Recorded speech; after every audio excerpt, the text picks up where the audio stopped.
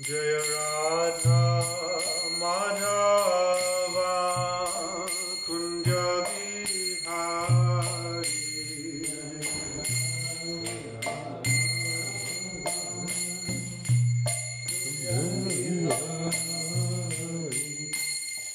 Jaya Radha Madhava Kunja Bihari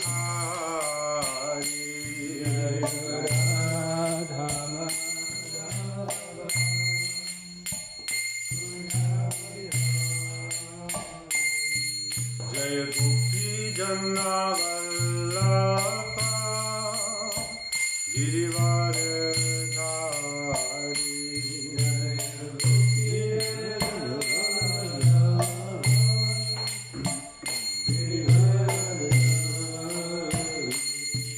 Jaya Gopi Janna Vallabha Girivaradhari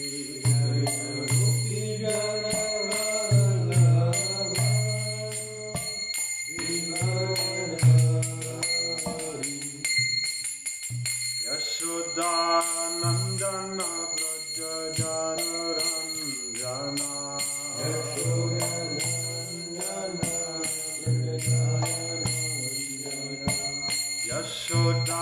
Yashodanandana Braja Janaranjana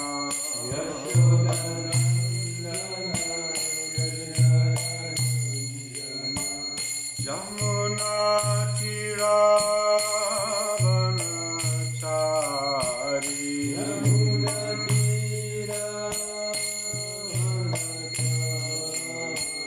Yamuna Tiravanachari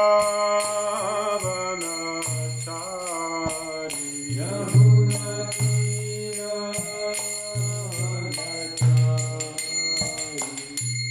Jaya Radha Madhava Kunja Vihari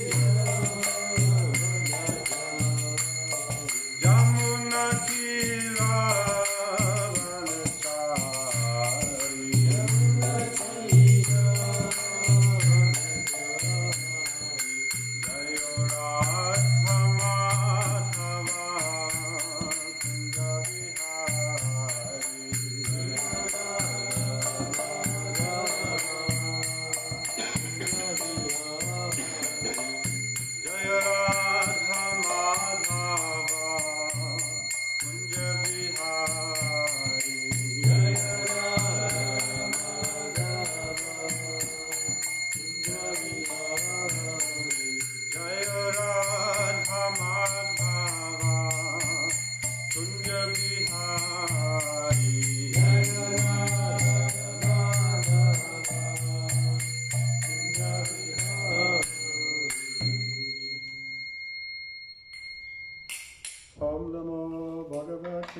Vasudevaya. Om Namo Bhagavate Vasudevaya. Om Namo Bhagavate Vasudevaya. Om Namo Bhagavate Vasudevaya. Om Namo Bhagavate Vasudevaya. Om Namo Bhagavate Vasudevaya. Could you tell me which book you can read along? Just listen. We don't need our phones now. Only for reading along. Just listen. It's about hearing. It's not about reading. Yeah, hearing's not so good. I'll speak loud. I have hearing aid. Or turn it up. It's not about volume. It's just sometimes I don't understand things. So we're reading from chapter 48, At Home in India, of the Lilamrita. There were, of course, other reasons for Prabhupada's returning to India, besides meeting Indira Gandhi. Returning to India. Okay. So he has been in the West already now. Yes, this is the second volume. Okay.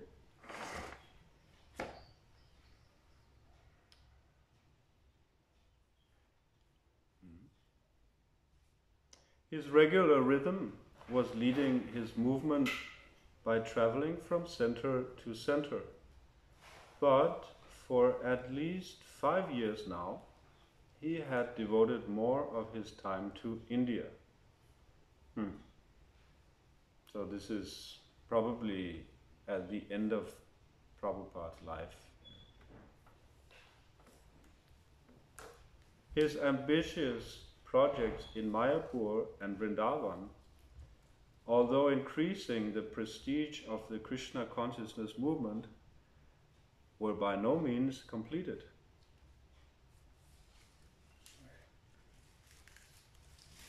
Don't be sorry. And Hare Krishna land in Bombay was still only a construction site. Have you been there? ISKCON Bombay. Yeah, it's the Juhu temple, small temple. I don't know. Juhu, it was. It's huge. It's the big one. There's 2 temples. It's called Hare Krishna land.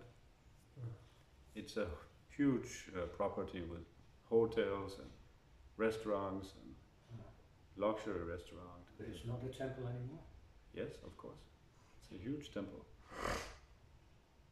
I've just been there 3 weeks ago.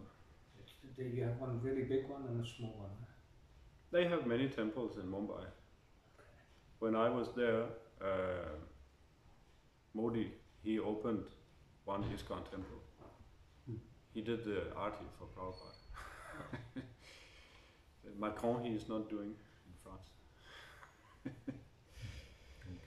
Anyway, here it was just a construction site.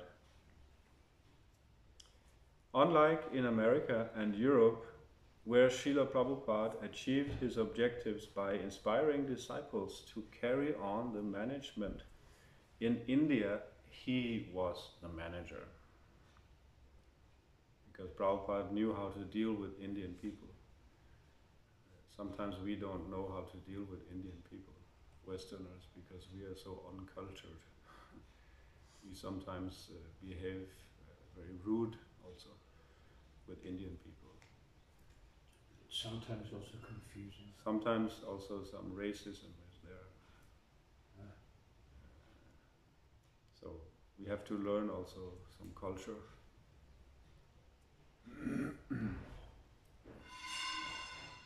So he had to be, otherwise his Western disciples would be cheated and become dispirited. That's another aspect. Because they want to cheat the white man sometimes. Pressing managerial decisions, therefore, brought him frequently to India. Moreover, he had a special inclination to be in India. He had a deep spiritual attraction to the holy dhams. Vrindavan was his home, and Mayapur was his place of worship. And he liked the unique opportunities for meeting and influencing people in places like Bombay. His upcoming meeting with India's chief executive was the kind of opportunity that came rarely in the West. And in addition to all these reasons, Prabhupada also felt most relaxed and at home there. When breaking some of his commitments to visit more cities in the US, he had written to a disciple, "I was not able to come to Atlanta because I was called here to India on urgent business. Also, I was feeling inconvenienced by so much traveling." Prabhupada often referred to New York, London and Los Angeles as his special homes and to America as his fatherland. And when a disciple had once remarked that Prabhupada would feel more at home in India, he had replied, "My only home is the lotus feet of Krishna." Nevertheless, for whatever reason or combination of reasons, Srila Prabhupada was showing a definite preference for staying in India.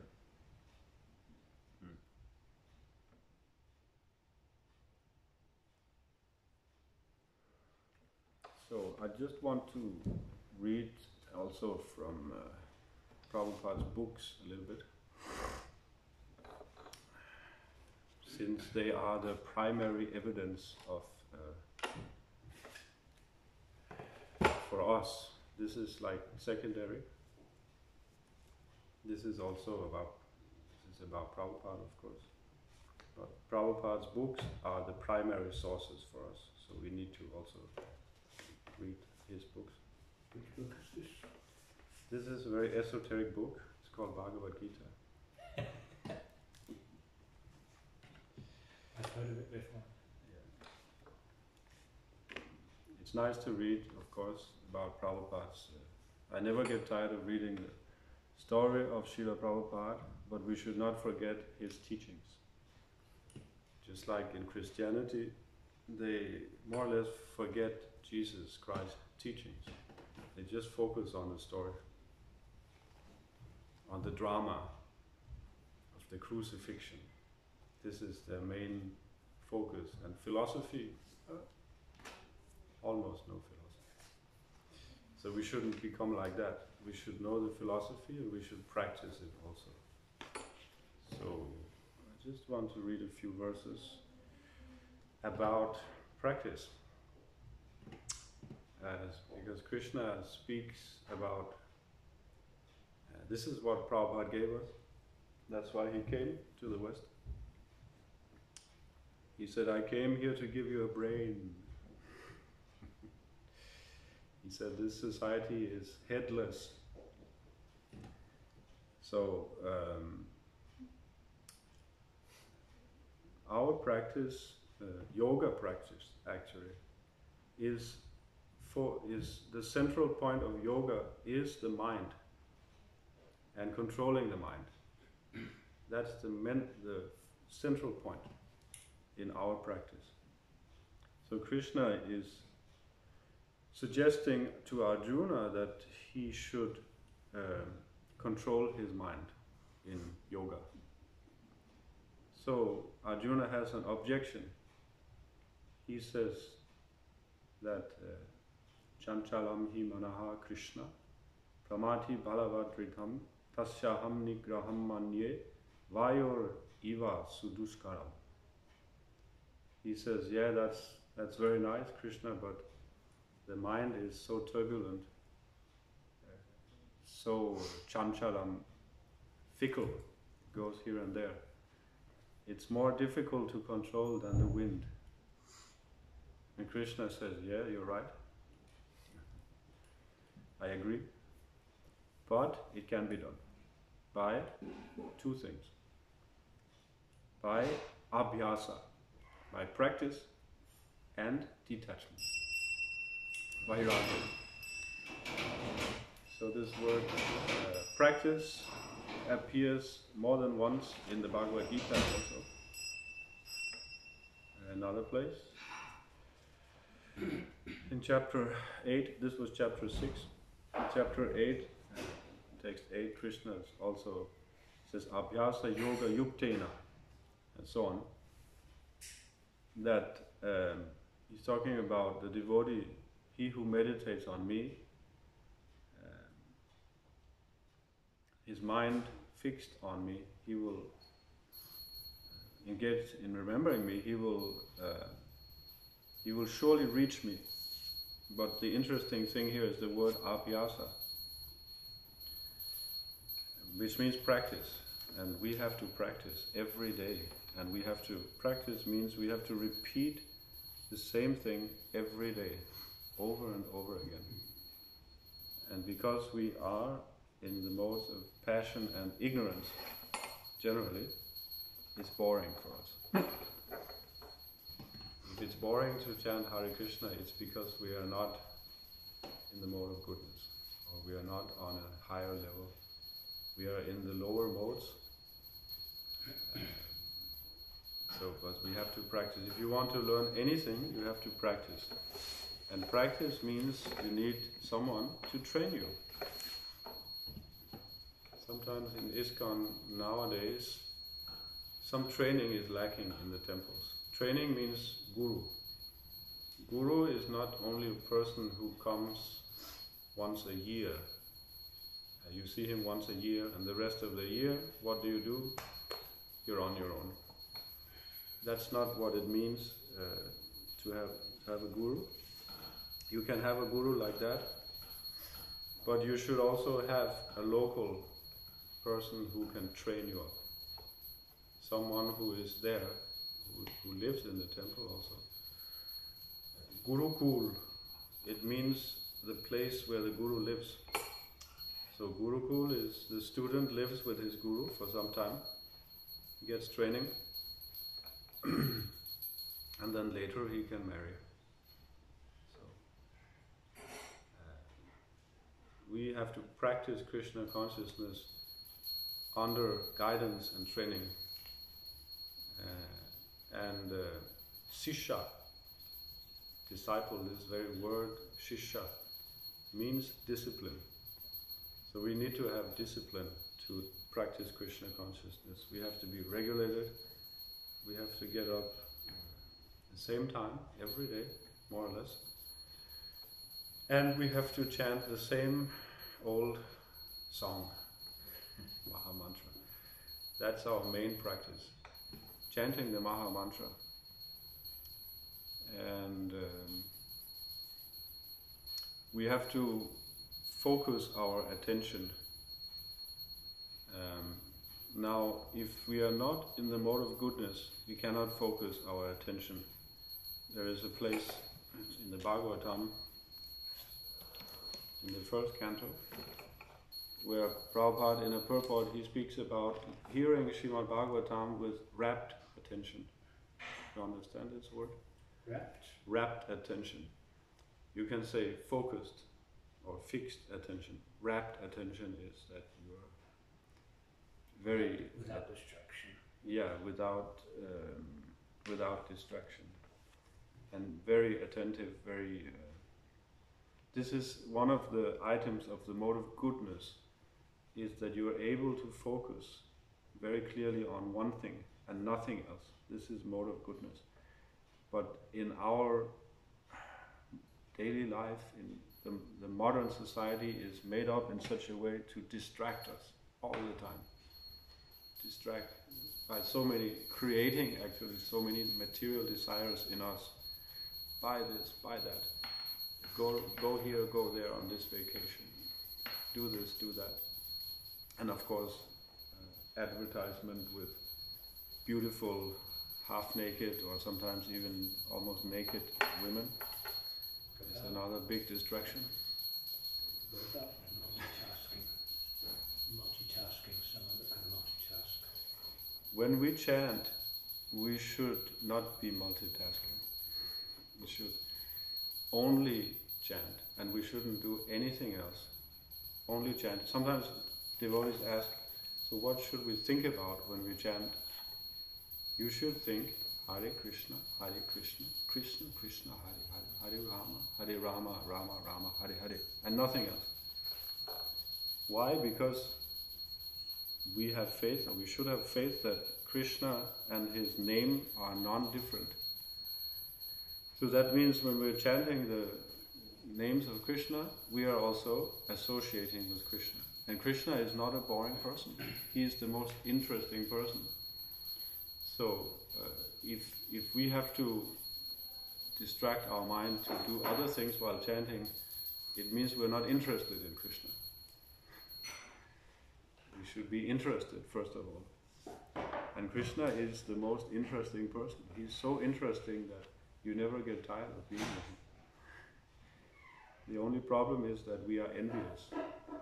We want to be Krishna. So we have to deal with that envy, which is very deeply rooted in our heart, and by practice. So we have to every day work on that problem, that we have turned away from Krishna. We have committed a big crime. So we're criminals, we are guilty. We have to feel bad also. This is not what people will tell you, modern psychology. They say you have to feel good about yourself. Here we have to feel bad. We have done something wrong. Krishna is not to blame. So anyway, here it says, in a verse from the first canto, Prabhupada, I'm just going to read part of his purport, which talks about this rapt attention. And it's very, very clear, our philosophy, so this is very nice. This is something that you can hang on the wall if you want. You can, sometimes in modern language they talk about being mindful. This is from the New Age movement. So this is like somebody would say, if you hang a verse like to meditate on, this is mindfulness. You have to be mindful about this particular passage. So Prabhupada says, see if I can find it, 1:3:44, here it is.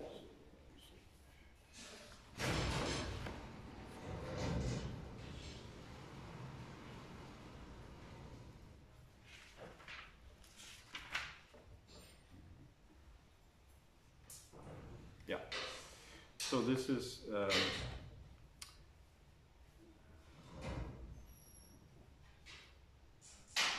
about hearing with rapt attention.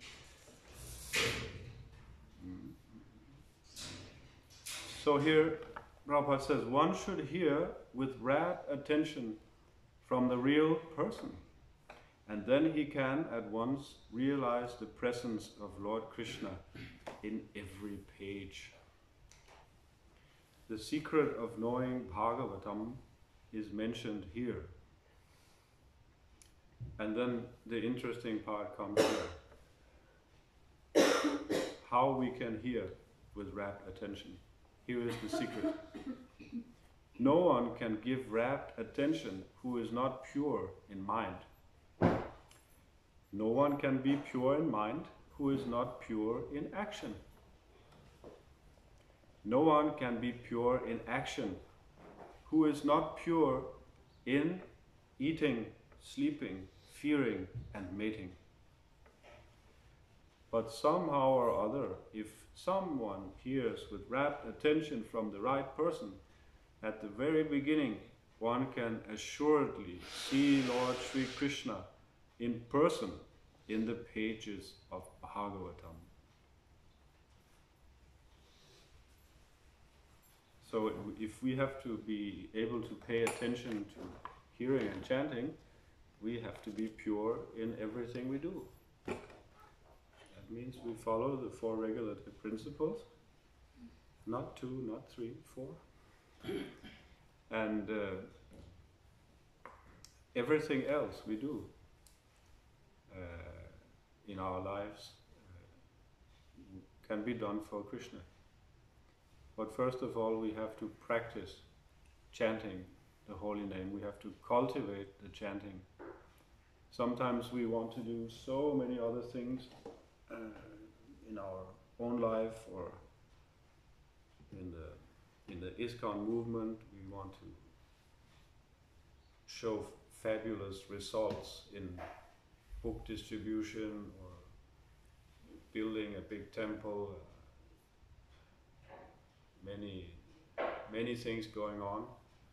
But if we don't do the basic thing right, chanting the holy names, trying to cultivate the holy names, everything else will not work.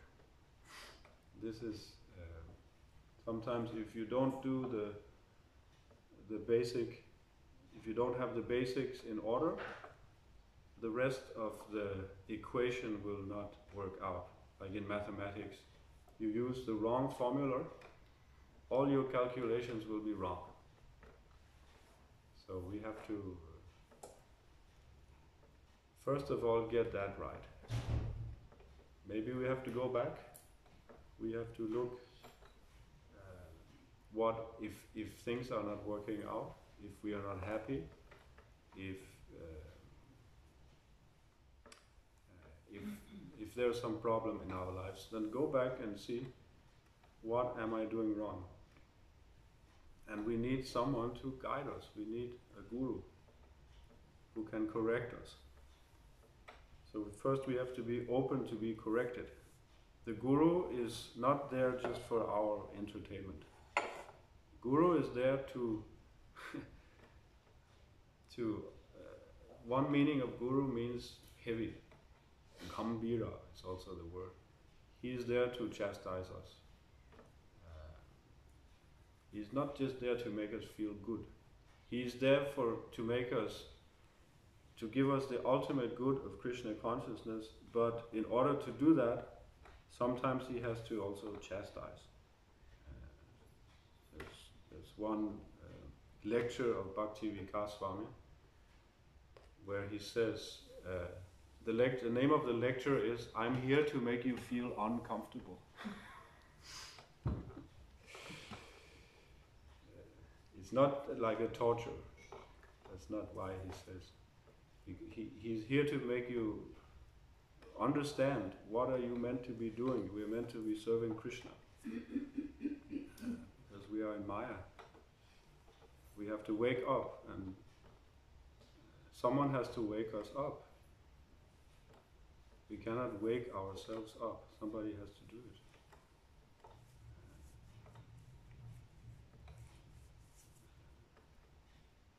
So when we wake up, then we see our own anarthas. We can see them, and it's very embarrassing. It's like you want to clean up in your room, you open your wardrobe, and you see the big mess. What do? Maybe you just close again. Oh, it's too much. It is closed. Forget about it. This is the mode of ignorance. Let me just forget all the mess. This is not the solution. We become a little purified by chanting, then we see our own problems. Then we have to do something about it. What do we have to do? We have to become angry with our own anarthas, not others' anarthas, our own.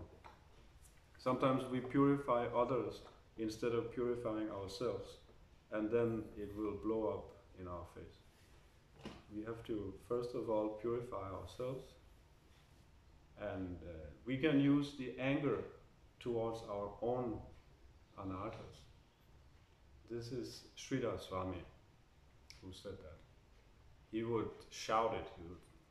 He was like a lion preacher. We have to be angry with our own anarthas, not tolerate our own anarthas. No tolerance.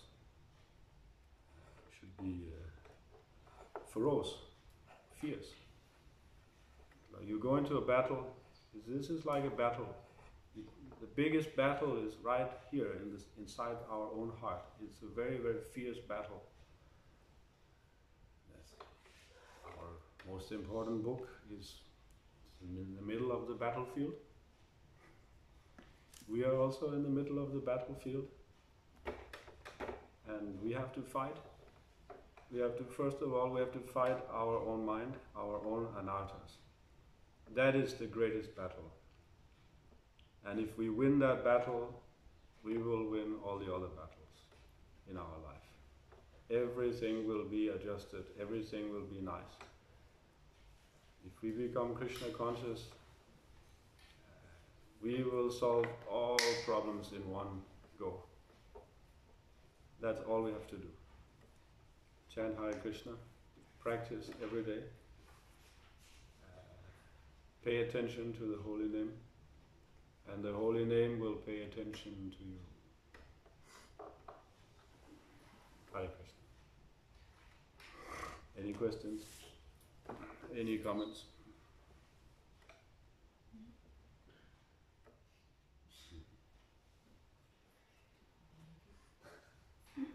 Otherwise we say stop here.